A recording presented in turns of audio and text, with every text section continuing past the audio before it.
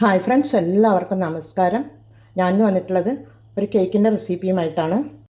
ഓവനോ electric ബീറ്ററോ ഇല്ലാതെ baking പൗഡറോ baking സോഡയോ ചേർക്കാതെ 3 ചേരുവ മാത്രം വെച്ചിട്ടാണ് ഞാൻ ഈ കേക്ക് ഉണ്ടാക്കിയെടുത്തിട്ടുള്ളത്. നല്ല ഫ്ലഫി ആയ ഈ കേക്ക് എങ്ങനെയാണ് ഉണ്ടാക്കുന്നത് നമുക്ക് നോക്കാം. ഒരു ബൗളെടുത്ത് അതിലേക്ക് 4 കോഴിമുട്ട പൊട്ടിച്ചൊഴിച്ച് കൊടുക്കാം.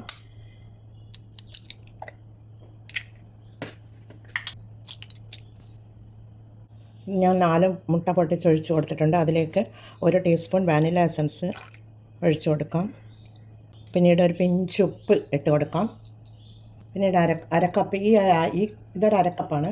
ഈ അരക്കപ്പിൽ പഞ്ചസാര എടുത്ത് പൊടിച്ചെടുത്തിട്ടുള്ളതാണിത്. മിക്സിയിലിട്ട് പൊടിച്ചെടുത്തിട്ടുള്ളതാണ്. അതുകൂടി ഇതിലേക്ക് ഇട്ട് കൊടുക്കാം.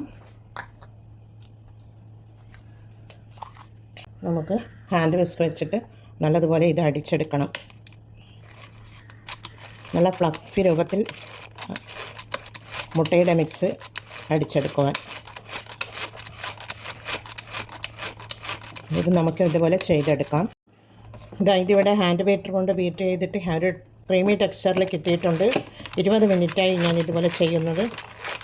ഇനി ഇതിലേക്ക് നമുക്ക് 1 കപ്പ് മൈദാമാവ് ഇട്ട് കൊടുക്കാം. 1 കപ്പ് മൈദാമാവാണ്. അത് കുറേശ്ശെയായി ഇട്ട് കൊടുക്കാം.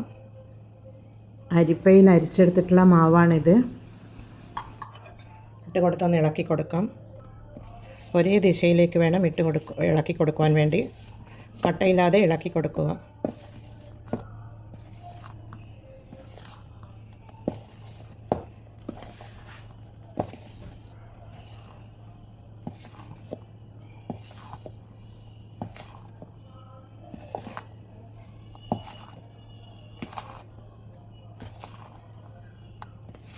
ഇതിവിടെ കട്ടകളില്ലാതെ ഇളക്കിയെടുത്തിട്ടുണ്ട്. ഇനി ഒരു കേക്ക് ടിൻ എടുക്കാം. അതിലേക്ക് നമുക്ക് നെയ്യ് പുരട്ടി കൊടുക്കാം. ഞാനൊരു ബട്ടർ പേപ്പർ വെച്ച് കൊടുത്തിട്ടുണ്ട്. അടിയിൽ ഞാൻ നെയ്യ് ഗ്രീസ് ചെയ്ത് കൊടുത്തിന്. ഇനി ഇവിടെയും കുറച്ച് ഗ്രീസ് ചെയ്ത് കൊടുക്കാം. ഈ ബാറ്റർ നമുക്ക് കേക്ക് ടിന്നിലേക്ക് ഒഴിച്ചു കൊടുക്കാം.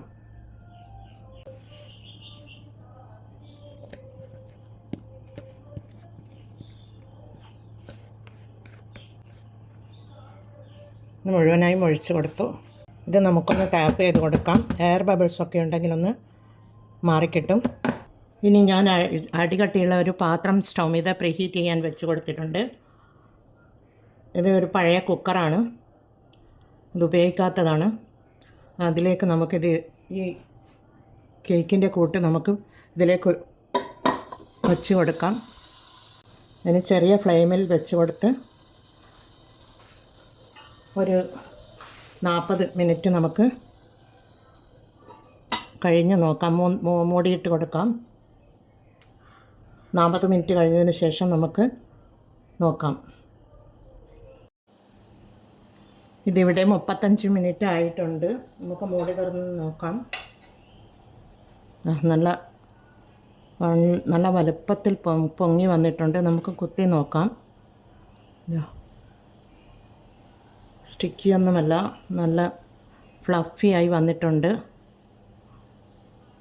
ഹാൻഡ് വിസ്ക് കൊണ്ടാണ് ഇതിൻ്റെ ക്രീമി ടെക്സ്ചറാക്കി എടുത്തത്. ഇലക്ട്രിക് ബീറ്ററോ ഓവനോ ഒന്നുമില്ലാതെയാണ് ഞാനിത് ഈ കേക്ക് ഉണ്ടാക്കിയെടുത്തിട്ടുള്ളത്. ഇതിപ്പോൾ നല്ല ചൂടുണ്ട്. നമുക്ക് തണിഞ്ഞതിന് ശേഷം നമുക്ക് ഡിമോൾഡ് ചെയ്തെടുക്കാം. ഇതിവിടെ തണിഞ്ഞ് വന്നിട്ടുണ്ട്. നമുക്കിത് പുറത്തേക്ക് എടുക്കാം.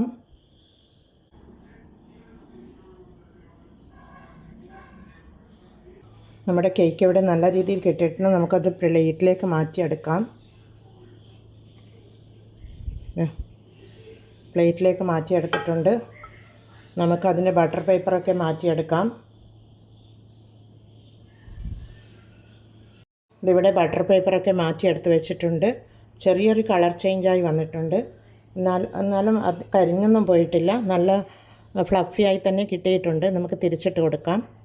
നല്ല ബേക്കിംഗ് സോഡയോ ബേക്കിംഗ് പൗഡറോ ഒന്നുമില്ലാതെയാണ് ഞാൻ ഈ കേക്ക് ഉണ്ടാക്കി എടുത്തിട്ടുള്ളത്. അതും ഹാൻഡ് ബീറ്റർ വെച്ചിട്ടാണ് എടുത്തിട്ടുള്ളത്. ഇലക്ട്രിക് ബീറ്റർ ആണെങ്കിൽ പെട്ടെന്ന് കഴിയുമായിരുന്നു. 20 മിനിറ്റ് ഹാൻഡ് ബീറ്റർ വെച്ച് ക്രീമി ടെക്സ്ചറിൽ മുട്ട അടിച്ചെടുത്തിട്ടാണ് ഞാനിത് ചെയ്തെടുത്തിട്ടുള്ളത്. 4 മുട്ടയും 1 കപ്പ് മൈദമാവും 1/2 കപ്പ് പഞ്ചസാര പൊടിച്ചതും ചേർത്തിട്ടാണ് ഞാനിത് ഉണ്ടാക്കിയെടുത്തിട്ടുള്ളത്. നല്ല ഫ്ലഫി ആയി തന്നെ കിട്ടിയിട്ടുണ്ട്. നിങ്ങളെല്ലാവരും ഇതേപോലെ ഉണ്ടാക്കി നോക്കൂ. നല്ല അടിപൊളിയാണ്. ഇതാ നല്ല സോഫ്റ്റാണ് തൊടുമ്പോൾ തന്നെ. എന്നാൽ നമുക്കിത് കട്ട് ചെയ്തെടുക്കാം. ഇത് കട്ട് ചെയ്യുന്ന സമയത്ത് ക്യാമറ ഓഫായി പോയിരുന്നു. അതാണ് കട്ട് ചെയ്തതുപോലെയുള്ളത്. എന്നാൽ അതിലെ കൂടി ഞാൻ കട്ട് ചെയ്ത് ഇതേപോലെ തന്നെ കട്ട് ചെയ്തെടുക്കാം. നല്ല സോഫ്റ്റാണ്. നിങ്ങൾക്ക് കാണുമ്പോൾ തന്നെ മനസ്സിലാകും. ഇതാ നല്ല സോഫ്റ്റായ കേക്കാണിത്. ഇതാ